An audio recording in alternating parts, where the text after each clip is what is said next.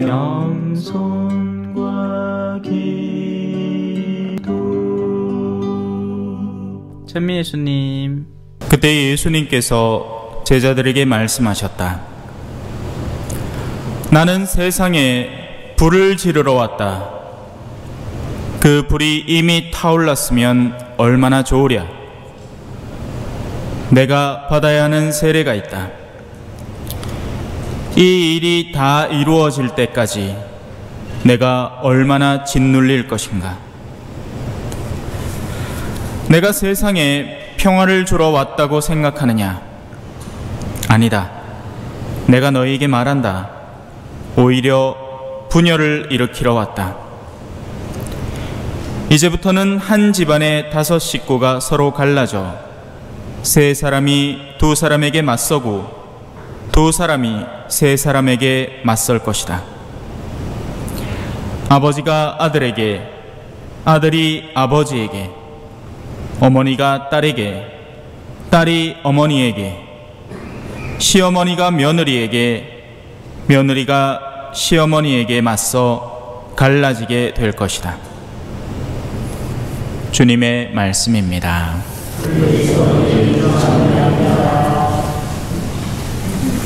찬미 예수님.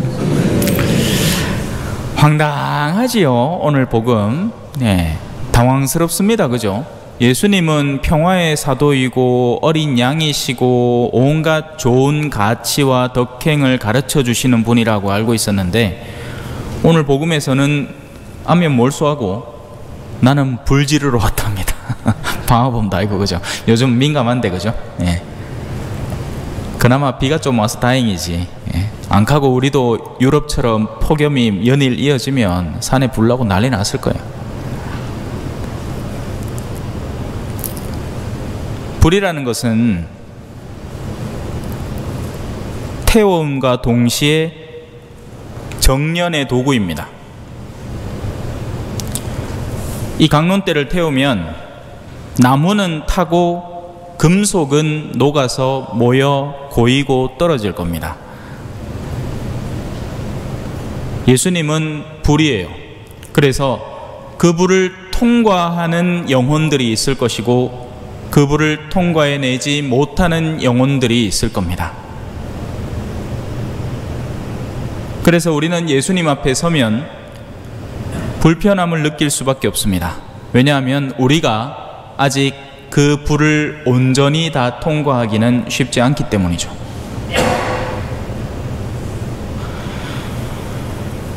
기준이 서면 기준 오른편에 있는 이들과 기준 왼편에 있는 이들이 나뉘게 됩니다.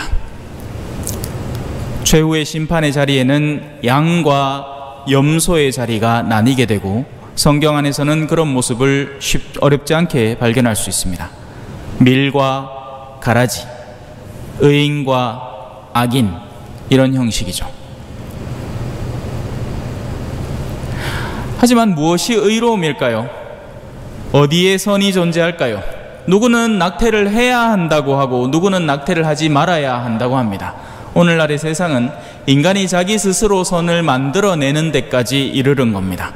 현대에서는 많은 돈을 벌고 아름다워지며 인기를 영합하고 그렇게 해서 권력을 쥐면 선이 됩니다. 그게 우리가 만들어낸 선이죠. 돈을 벌기 위해서는 자연을 깎아 먹어야 되고 그 부산물로 자연을 아무리 더럽혀도 괜찮습니다. 왜? 돈을 버는 선을 이루었기 때문이죠. 하지만 오늘날 우리가 겪고 있는 엄연한 현실이 그게 아니라는 것을 극명하게 드러내주죠. 그래서 기준점이 분명히 존재를 하는 겁니다. 그래서 우리는 그 기준에 속한 이들로, 하느님의 자녀들로, 하느님의 선을 아는 이들로 거듭나야 하는 것이고 방향을 돌이키는 회개를 해야만 하는 것이죠. 그러나 교회는 어느 순간부터 이 목소리를 잃어버리고 말았습니다. 좋은 게 좋은 거지 뭐. 아이고 신부님, 내 여행 갔다 오면서 양주 좋은 거 하나 사왔습니다. 그래 요번에 뭐 공사를 하나 해야 되는데 내가 가만 본게 요 분이 그래도 제일 믿고 할 만한 것 같아. 다 챙겨줍니다.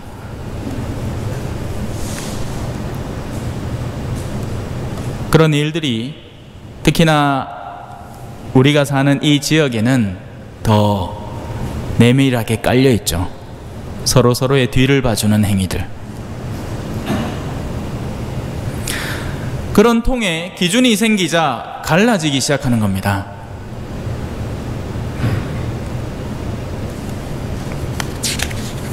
그래서 예수님은 평화를 주러 오신 분이 아니라 분열을 일으키러 오신 분이라고 얘기하는 거예요. 왜? 그 분열 이후에야 진정한 의미의 평화가 도래할 것이기 때문입니다. 지금은 섞여 사는 겁니다. 지금은 의인도 악인도 같이 성당에 와서 선한 척을 할 수 있어요. 내면에 하느님을 사랑하는 마음은 전혀 없지만서도 성당에 와서 착한 척을 할 때 얻어지는 좋은 결과가 있기 때문에 그렇게 할 수 있단 말입니다. 필요하다면 다단계도 좀 하고, 예? 옛날에 아메이 많이 팔았어요. 레지오 들어가갖고. 예? 그러는 통에 무엇이 옳은 것인가에 대한 기준을 세우는 사람의 운명을 일독서에서는 그려내고 있습니다. 예레미야죠. 예레미야는 마땅히 사형을 받아야 합니다. 그가 이따위 말을 하여 도성에 남은 군인들과 온 백성의 사기를 떨어뜨리고 있습니다. 우리는 헤쳐먹는 걸 너무나 좋아하는데 저 사람 때문에 눈치가 보여서 우리가 그렇게 못하고 있습니다. 더 이상 결탁이 안 됩니다. 은밀한 자리에서 논의가 안 됩니다. 그래서 저 사람이 죽어야 할 것 같습니다. 그리고 그와 같은 결과물이 어디 있죠? 예수 그리스도죠. 당대 대제사장들과 바리사이들이 사람들에게 억압의 굴레를 씌워서 억지로 이 신앙의 예물을 바치게 만들던 그런 것들을 예수님은 과감하게 타파하셨기 때문입니다. 성전에 가서 채찍 들고 난리 났죠. 예, 보란듯이 말이에요. 얼마 전에 우리가 성경 강의 때 배워갖고 기억이 생생합니다. 안 오신 분들은 모를기라. 궁금하면 목요일날 오이소. 아마 오락하면 많아, 그죠? 자기 좋은 건 열심히 찾아합니다, 그죠? 예. 근데 무엇이 진짜 좋은 것인지에 대해서는 감을 못 잡죠. 왜 흔히 그렇잖아요, 그죠? 젊은 연인들이 서로 막 애가 달아갖고 난리가 납니다. 예. 근데 아버지의 식별력으로는 이 청년이 지금 떳떳한 직장도 없어, 책임감도 없어, 그저 내 딸아이의 어떤 여성스러움을 탐하는 존재로 비춰지는데, 이대로 가다가는 분명히 뭔가 일 사단이 날 것 같은데, 그래서 딸한테 이렇게 조용히 이야기를 건네보지만 어디 들어먹어야 말이죠, 그죠? 눈에 콩깍지가 씌잖아. 사람이 그렇습니다. 뭔가에 집착하기 시작하면 다른 것들이 전혀 보이지 않아요. 자, 그래서 예레미야라는 이 대표자가 그들을 살리기 위해서 그들에게 갔죠. 여러분, 예언자가 왜 존재합니까? 예언자가 지 한몫 두둑 해갖고 주머니에 쓱 넣고는 아이고 좋은 벌이 했네 하려고 예언자입니까? 아니죠. 예언자는 하느님의 목소리를 전해서 하느님의 백성들을 다시 하느님께 돌이켜야 그들이 영원한 생명을 얻지, 안 그러면 이 지상에서 아무리 난다 긴다 해도 다 멸망해버린단 말입니다. 그런 그들을 살리고자 애틋한 마음으로 그들에게 다가가서 기준을 세워주는 거예요. 너희가 이렇게 하면 안 된다, 이렇게 해야 한다. 그런데 그들은 이미 자기가 익숙해져 있는 어떤 틀과 형식 속에서 안주하고 있는 겁니다. 그래서 우리를 더 이상 귀찮게 하지 마라, 네 혼자 사라지면 우리가 다 편하다, 이렇게 되는 거죠. 마치 반아이들 전체가 컨닝을 하는데 하나이가 보다 안 돼서 이렇게 하면 안 되는 거 아니니? 라고 얘기했더니 반아이 전체가 그 아이를 째려봅니다. 그 아이가 나쁜 사람이 되는 거죠. 이런 일은 세상에 많이 일어나요, 여러분. 그래서 우리는 그러다가 언젠가는 입을 다물어 버립니다. 근데 어쩐답니까? 제 직분이 그렇게 하도록 되어 있지가 않은 걸, 그죠? 그러니 올바로 일하는 주임사제는 사랑을 못 받습니다. 네, 사랑받을 리가 없죠. 자꾸 자기들을 성가시게 하는데, 이렇게 하면 안 된다, 이렇게 하는 게 옳다. 자, 그래서 예레미야는 붙잡혀서 저수동굴이라는 상징적 공간에 갇히기 시작합니다. 의로움을 위해서 애를 쓰는데 정작 자기에게 다가오는 것은 죄의 결과물입니다. 왜 그런 사람들 많잖아요, 그죠? 네. 나쁜 사람들은 몰래 자기들끼리 다 해갖고 막 좋은 거 다 챙겨 먹고, 정작 올바르게 살려고 노력하는 사람이 그걸 다 뒤집어 쓰고 잠겨드는 겁니다. 원래 저수동굴에는 물이 있어야 되는데, 물이라는 것은 씻어내는 것이고 우리가 필요하면 수영도 할 수 있고, 그죠? 올여름에는 내가 수영을 한 번도 못 했네. 작년만 하더라도 바닷가 한번 놀러 간 적은 있는데, 여하튼 물이라는 건 아주 우리가 놀기 좋은 곳이잖아요. 생명을 주는 영역 아닙니까? 그런데 저수동굴 속에 진흙이만 존재하는 겁니다. 진흙이라는 건 들러붙는 거죠. 그리고 우리 몸을 무겁게 만들고 처지게 만듭니다. 그리고 진흙 속에 갇히면 빠져나오기도 힘들어요. 옛날 영화에는 그런 늪 같은 게 자주 나왔는데, 뭐 인디아나 존스나 뭐 이런 거 보면 그죠? 모래에서 뭐 빠져들잖아요. 그 진흙이 어디 나오느냐? 이 독서에 나옵니다.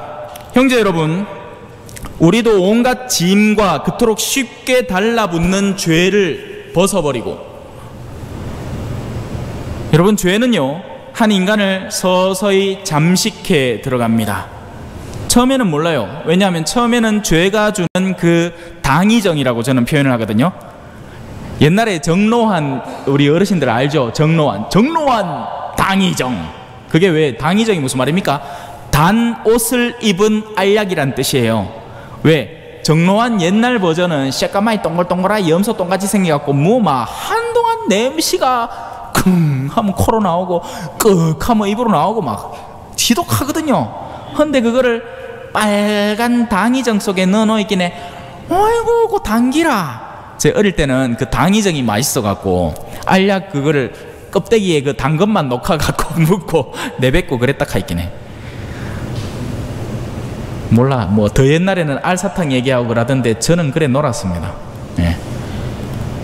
제가 어릴 때만 해도 사탕이 좀 귀했죠. 그래서 뭐 자두맛 캔디, 예? 이런 거 엄청 좋아하고 그랬는데, 요즘은 뭐 넘쳐 그러지 않습니까? 예. 주일학교 아들이 간식떡 받으면 지 입에 맞나 아닌가 보고는 안 맞으면 당장 쓰레기통에 버린대요. 천벌 받을 인간들. 예. 근데 걔들이 무슨 또 탓이 있겠습니까? 그죠? 그렇게 성장해 온 거죠.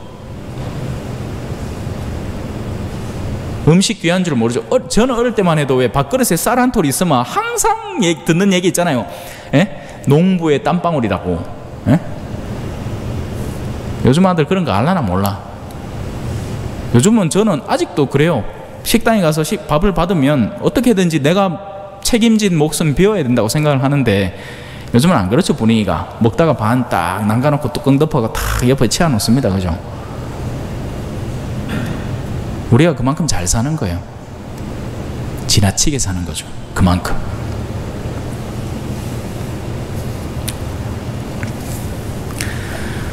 예레미야는 그렇게 자신의 탓이 아닌 타의에 의해서 타인이 조성한 저수동굴이라는 죄의 공간 속에 진흙에 빠져드는 겁니다. 그것이 예언자의 운명입니다. 하지만 여기서 멈추지 않죠. 화답송에서 어떻게 얘기합니까? 주님께 바라고 또 바랐더니 나를 굽어보셨네. 외치는 내 소리 들어주셨네. 나를 멸망의 구렁에서, 더러운 수렁에서 꺼내주셨네.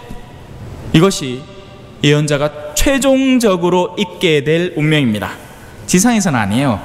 지상에서는 삶아 살수록 계속 수렁에 빠지는 기분이에요. 뭐가 좀 개선되나 싶다가 또 여기에서 뭐가 턱 터집니다. 그러면 이걸 좀 해가 신경 써갖고 좀 잠잠해지나 싶으면 저어서 또 뭐가 턱 터집니다. 예. 물론 뭐 여러분들이 사제 버전을 알 필요는 없겠죠. 저는 지금까지 그렇게 살아왔고요. 앞으로도 그렇게 살 것 같아요. 제가 봤을 때. 예. 그리고 아마 교회 전체에 밉상이 되지 않을까. 물론 지금은 굉장히 참고 있습니다만은. 근데 여러분들도 비슷하잖아요. 그죠? 내가 집안에서 어떤 좋은 일을 하는데 그걸 이제 막 겨우 이렇게 좀 추스려 갖고 이제 지낼만 하면 내가 친 사고도 아니라 남편이 뭐 이상한 것도 주식 투자했다가 턱 뭐 터져갖고 갖고 옵니다. 그러면 이제 아들 좀 키워갖고 좀 쉬나 하겠지만 그 턱 터져가 오면 나 또 나가가 일해야 되는 기라.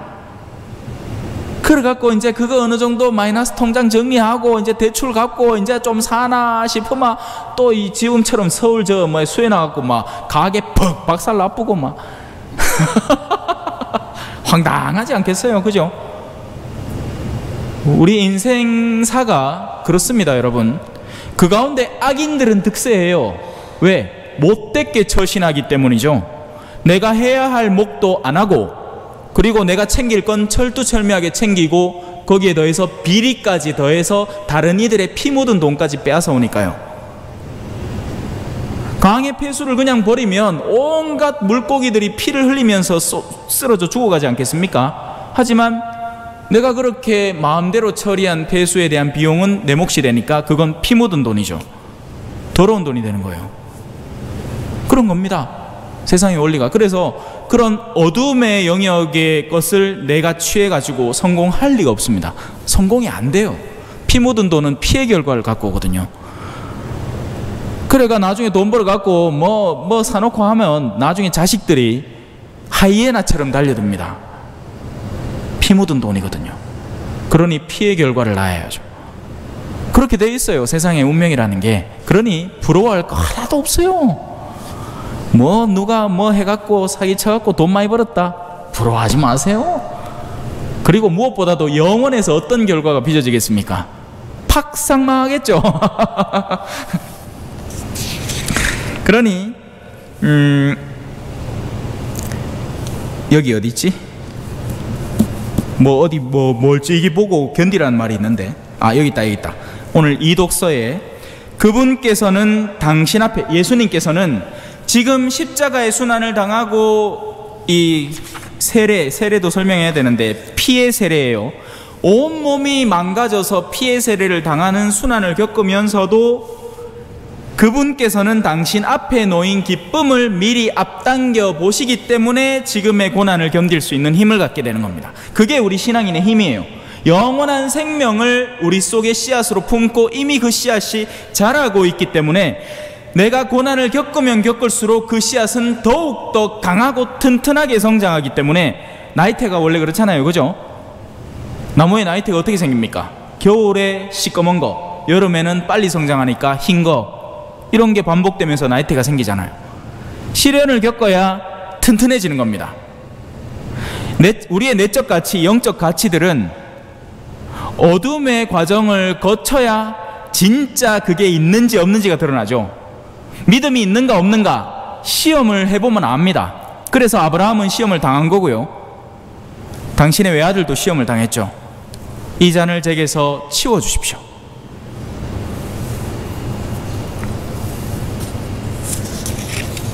나를 멸망의 구렁에서, 더러운 수렁에서 꺼내주셨네. 반석 위에, 요즘 싱크홀 많이 일어나죠, 그죠?